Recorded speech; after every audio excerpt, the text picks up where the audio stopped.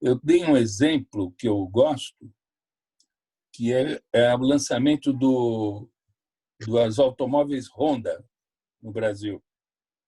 Ah, Está dando para ouvir o que eu estou falando aí? Eu não sei. Sim. Tá. Quando foi lançado o automóvel Honda no Brasil, a propaganda que se fazia em jornal era 1/3 de página e vendia para chuchu. Quando foi lançado o Hyundai, que é coreano, eles tiveram que fazer páginas inteiras durante a semana inteira e durante meses para poder vender Hyundai. Lógico que é um carro, talvez até com qualificações superiores aos outros carros, porque os coreanos são bem tecnologicamente. Mas o que acontece? Por que precisou fazer isso? Porque nós não tínhamos identidade da Coreia. Até hoje, nós não temos muita identidade cultural da Coreia. Em compensação dos japoneses, né? Eu sempre digo assim, o maior exemplo disso é os Estados Unidos. Os Estados Unidos, eu já tive esse convite algumas vezes de me tornar um cidadão americano, né? Por quê? Porque eu sou um artista. Eles querem que o artista vá para lá, eles querem. Por quê? Porque eles querem qualificações.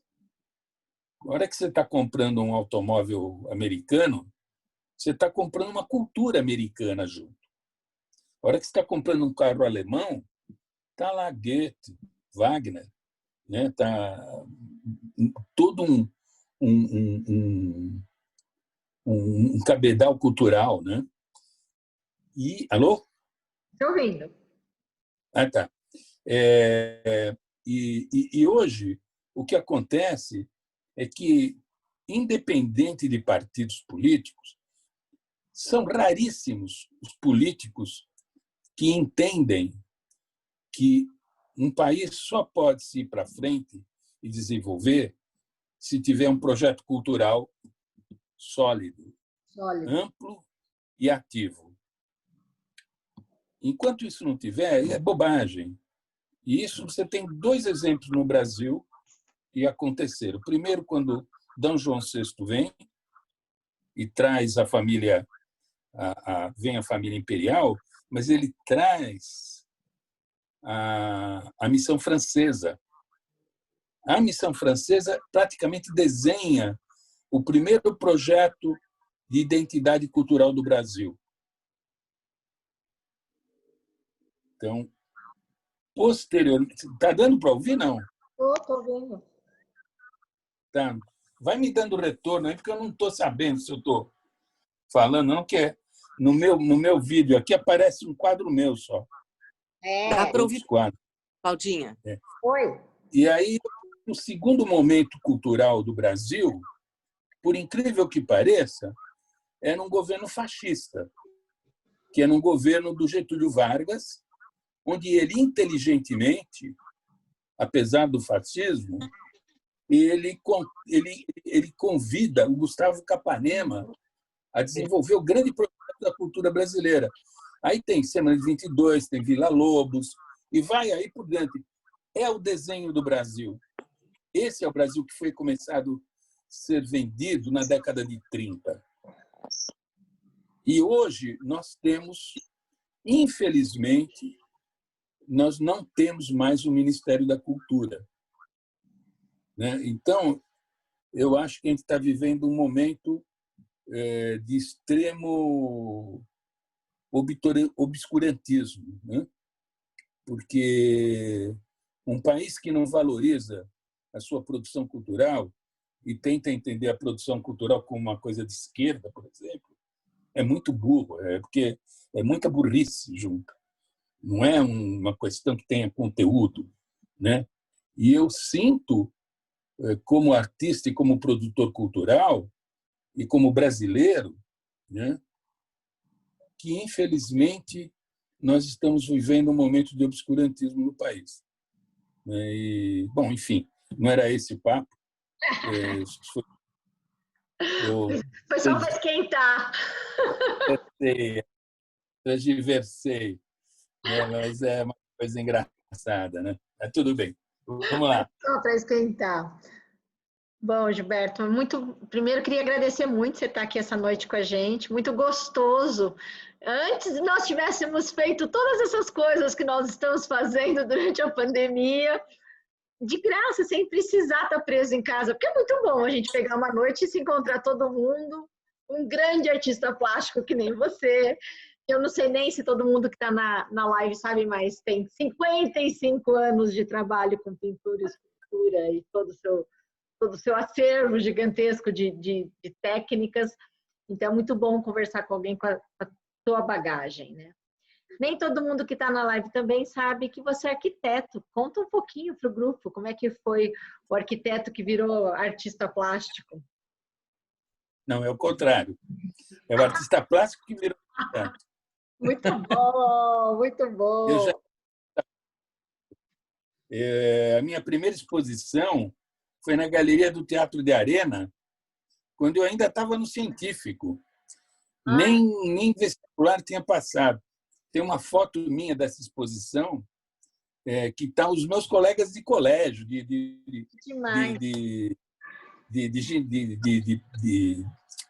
científico, estão lá presentes, tal. É muito legal. Depois eu continuei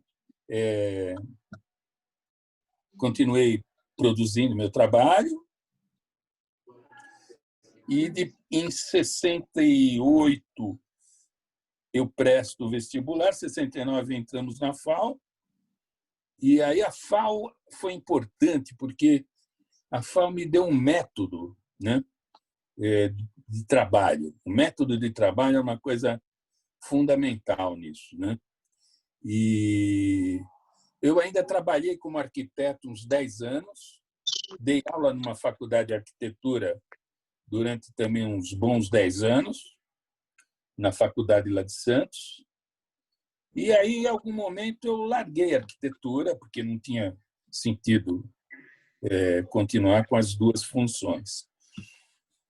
Eu acho que elas não é que elas não sejam incompatíveis, mas é que eu acho assim, eu tenho um conceito básico para o meu trabalho, que é o seguinte: o arte é a coisa mais inútil que o ser humano pode fazer, porque na medida que ela passa a ser útil, ela vira arquitetura, design, gastronomia, ela tem que ter função. E a arte não tem esse compromisso. A arte tem um compromisso com a liberdade, não com a descrição, né? E tinha um exemplo de o Gropius, depois do nazismo, tem uma entrevista dele que ele fala assim: o artista, quando vê um tanque de guerra, ele não está preocupado com a batalha, ele está preocupado com o desenho que a esteira vai fazer na lama, aquela paralela, né?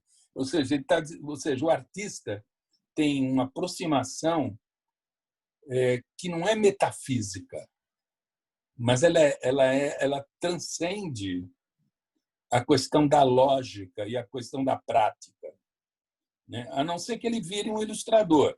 Aí tudo bem, então ele faz bonequinhos, faz uma coisa para ilustrar uma ideia, né?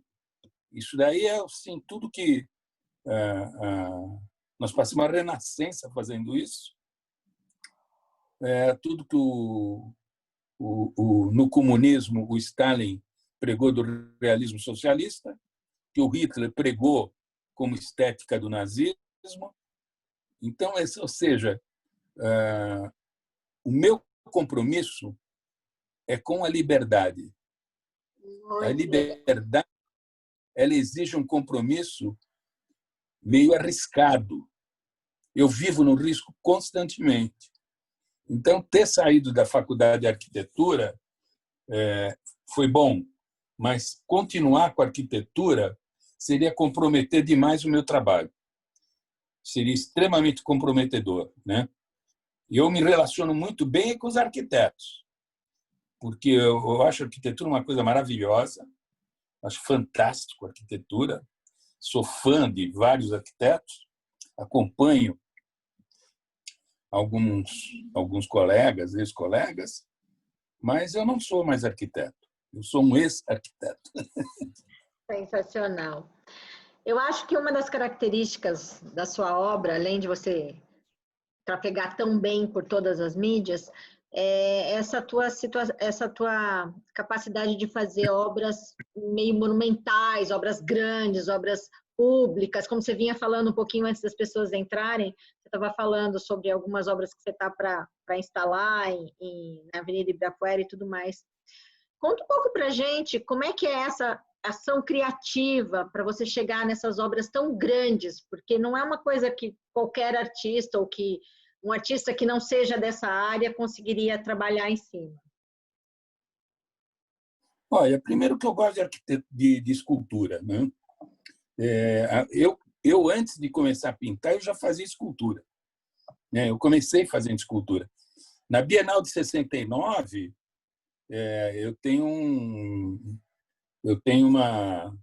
eram 3 esculturas grandes, onde eu trabalhava com aço inoxidável e luzes, né? Essas obras hoje são propriedade da Pinacoteca do Estado. O problema é que a dimensão, a escultura, ela te dá a possibilidade de uma dimensão tátil, né? Dá para você tocar, encostar, mas nunca foi uma assim, a coisa foi aparecendo naturalmente, né? Essa coisa de colocar obras em espaços públicos eu acho que é uma coisa assim que eu vinha perseguindo há muito tempo, né? Eu acho que não é fácil porque você vive num país onde não se respeita a produção cultural, então provavelmente você vê coisas trágicas, por exemplo, a escultura do Nicolas Flavianos no Lago do Aroche, totalmente pichadas, descaracterizadas, entendeu? Porque não se respeita. Não adianta falar, é o partido A, partido B. Não. Todos os políticos não se envolvem com essa questão. Infelizmente. Enquanto